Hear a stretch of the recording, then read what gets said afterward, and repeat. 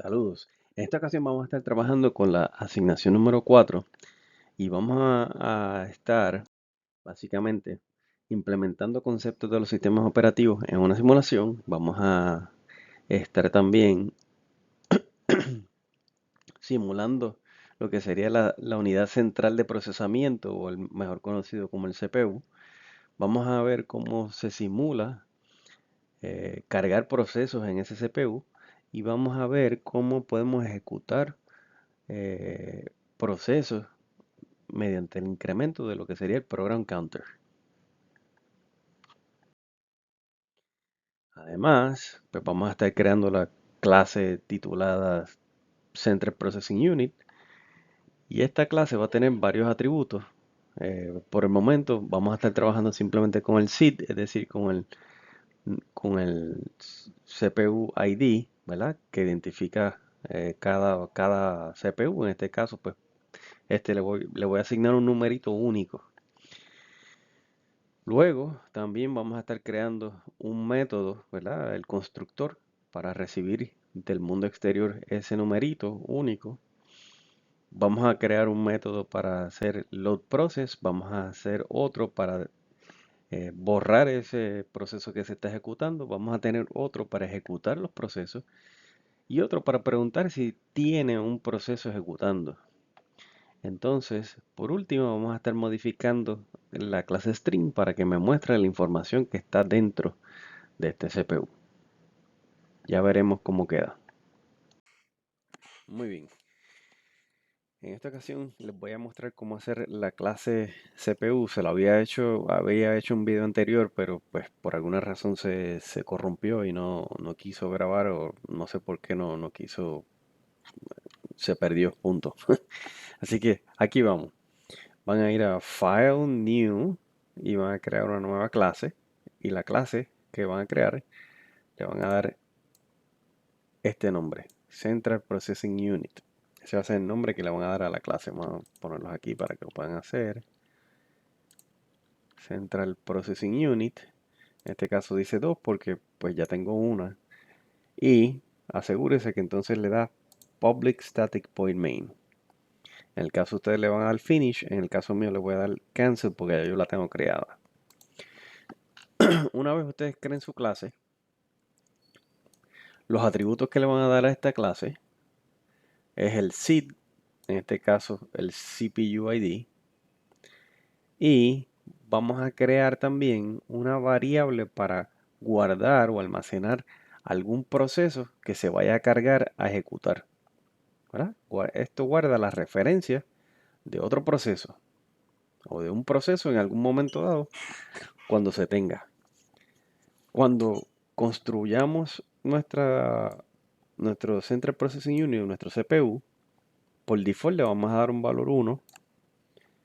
Si no, bueno, le vamos a dar en este caso un valor 1 y el proceso se va a inicializar a la null, es decir, se va a inicializar a la nada, asegurándonos de que entonces cuando esto ocurra, en Java particularmente hay un proceso que se activa cada cierto tiempo que va a coger todas estas instancias de estos objetos que se crearon en algún momento dado y los va a limpiar de la pantalla, de la memoria, perdón. Lo mismo vamos a crear otro constructor que recibe ahora un ID. Y tenemos que recordar que entonces tenemos el SID, que es este que está aquí. Y para diferenciarlo de este que está aquí, esto es una variable local, es decir, que va a estar solamente en el marco de esta función o este método. Pero este es el atributo de la clase, por lo tanto yo le tengo que decir this SID es igual a, a este SID, que es el que está aquí. Por eso es que uno dice SID this y el otro dice SID. Y lo mismo, inicializamos borrando cualquier instancia que haya guardado ahí. En este caso todavía no se ha guardado nada, por lo tanto debe estar null, pero es una garantía. Luego, vamos a crear un método que se llama load process y vamos a recibir un proceso del mundo exterior. Ese proceso lo llamé P Y ese es el que voy a guardar entonces en la instancia ¿verdad? O en la variable que tengo como atributo en esta clase, que sería el proceso que se va a cargar en este CPU para poderlo ejecutar. Una vez entonces yo cargo esa referencia, lo tengo ya almacenado en mi memoria. Y le digo, mira, se cargó ese CPU en el CPU con el ID tal y el proceso es tal. Y podemos hacer una pruebita rapidito. Vamos aquí y ejecuto. Y en el main, lo que estoy haciendo es creando un nuevo CPU con un default constructor de Central Processing Unit y lo almaceno aquí en esta instancia set de CPU. Luego digo CPU load process y le doy new process y le doy el ID. Es decir, que voy a cargar el proceso que tiene el ID 7. Y cuando lo cargamos, dice se creó un proceso nuevo porque esto es lo que estoy haciendo aquí. Y la referencia se la pasé directo a ese valor, a este CPU. Y dice, mira, se cargó en el CPU 1 el proceso 7 que tiene el size 3, que el program counter está en 1 y su prioridad es 1. Perfecto. Entonces, pues vamos a hacer lo siguiente. Ahora ya cargué el proceso. Ahora necesito un mecanismo para yo borrar ese proceso. Es decir, una vez yo termine de hacer lo que tengo que hacer, o ya el sistema operativo me indica, mira, ya terminaste con ese proceso, pues yo lo voy a borrar. ¿Y cómo lo voy a borrar? Pues voy a decir, mira, el proceso igual a lo null.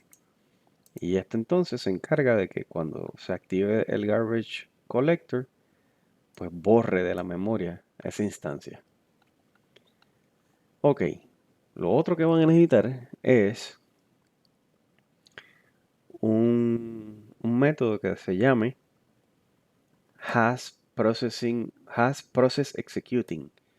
Es decir, este CPU tiene un proceso ejecutando. Si eso es así, me devuelve un valor booleano, cierto o falso. Si la variable proceso está null, es que no tiene ningún proceso ejecutando, por lo tanto, no tengo ningún proceso ejecutando. Devuelvo un falso. De lo contrario, pues entonces, como esto va a tener un valor, no va a ser null y la próxima instrucción que me va a devolver es un cierto. Por lo tanto, si tengo algún proceso no va a ser null y va a devolverme que tiene un proceso ejecutando. Esa es la lógica. Luego, le voy a añadir un método para ejecutar. En el caso de ejecutar o execute, estamos haciendo la simulación de que vamos a ejecutar una instrucción. Y la primera corroboración que voy a hacer, mira, tengo un proceso ejecutando, porque si no tengo ningún proceso, no tengo nada que hacer, por lo tanto, hago un return y me salgo. Sin embargo, si hubiese un proceso, este return nunca se va a ejecutar y va a brincar aquí. Y dice, ok, pues como tu proceso, tú tienes algo, incrementa el program counter. Y tenemos que recordar que el program counter era ese índice que me iba indicando en qué línea de código se está ejecutando ese programa. Si estamos en la línea 1, pues ahora va a pasar a la línea 2. Y si estaba en la línea 2, ahora va a pasar a la línea 3 y así sucesivamente. Y estamos simulando como si estuviéramos ejecutando esta línea, esta línea, esta línea, ¿verdad? Si fuera el caso que este es el proceso que estoy ejecutando. Ok, luego le vamos a escribir o reescribir, hacer lo que se llama un override a la función toString, de manera que entonces yo voy a devolver un string. Fíjate que en este caso yo no estoy devolviendo nada, por eso tengo un void. En este caso estoy devolviendo un string, por lo tanto tengo que escribirlo antes del nombre del método, el tipo de dato que voy a devolver. En este caso voy a devolver un string. Pues perfecto, como voy a devolver un string, pues tengo que decir return y un string. En este caso, pues declaré una variable de tipo string, la igualé a comillitas vacías, y pregunto, si este CPU tiene un proceso ejecutando, pues entonces el buffer va a tener esta información. El CPU, su ID, más el proceso y la información del proceso. De lo contrario, si no tiene ningún proceso ejecutando, pues va a venir al else y el buffer va a tener entonces el CPU y su ID y entonces estas líneas en blanco simulando que no tiene ningún proceso. Y por último, pues devolvemos ese buffer. Ahora si vamos al main y digo, después de haber creado este CPU, después de haber cargado un proceso nuevo en este CPU, ahora voy a mostrar la información que tiene este CPU. Primero, bueno, ya que está ahí, vamos a correrlo. Y por último, esta línea, la 112, es esta. Y me muestra. Esta línea me está mostrando realmente lo que estoy guardando aquí, en la 91. ¿Ves? Estoy diciendo CPU 1, CPU SID, y luego la información del proceso, que sería esto. Proceso. Y entonces toda esta información la sacamos del toString que habíamos escrito en proceso, es decir, de aquí. De aquí. De aquí es que estamos sacando esa información. ¿Ok? Entonces, para finalizar, pues entonces vamos, ya que tengo funcionando mi clase CPU, vamos a integrarla como parte del sistema operativo. Y voy a mi simulador de sistema operativo y le voy a decir, voy a crear un atributo nuevo en el sistema operativo y voy a decir, esto va a ser privado. Esto es un Central Processing Unit que llama CPU. Y luego estoy diciendo que cuando yo corra el constructor, debo mirar cuántos CPU voy a tener. Todavía no voy a lidiar con esta lógica para no complicarlo y confundirlos mucho. Le asigné el valor 1 a ese CPU y se lo asigné entonces a esta variable, la que ya habíamos creado. Y entonces dice, se creó un nuevo sistema operativo. Si voy al main, fíjese que entonces me creó el sistema operativo, ¿verdad? Se creó el sistema operativo nuevo. Le di el nombre del sistema operativo porque lo llamé Jaro. Y el número de CPU le dice que era 0. Pero como ustedes se recordarán, le pusimos que si era 0 o menor, que el valor fuera 1 por lo menos. Tiene que tener por lo menos un CPU. Y luego entonces mostramos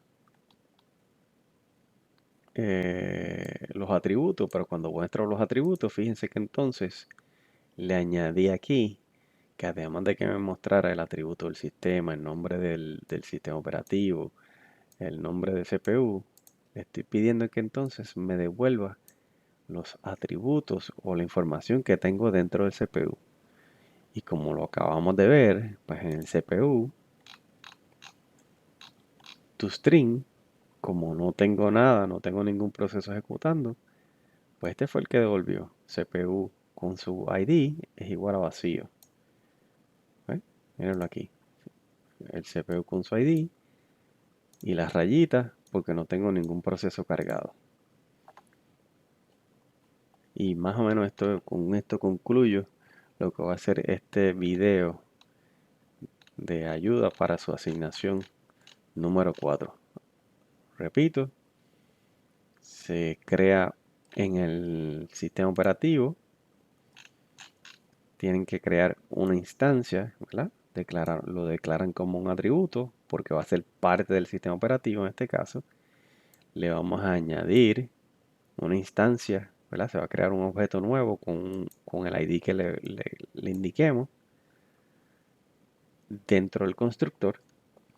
Y luego entonces en el toString del sistema operativo le añado una línea adicional para que me muestre los atributos del CPU. Y con eso concluye lo que le quería mostrar de este video. Espero que ahora sí lo podamos exportar. Muchas gracias por su atención.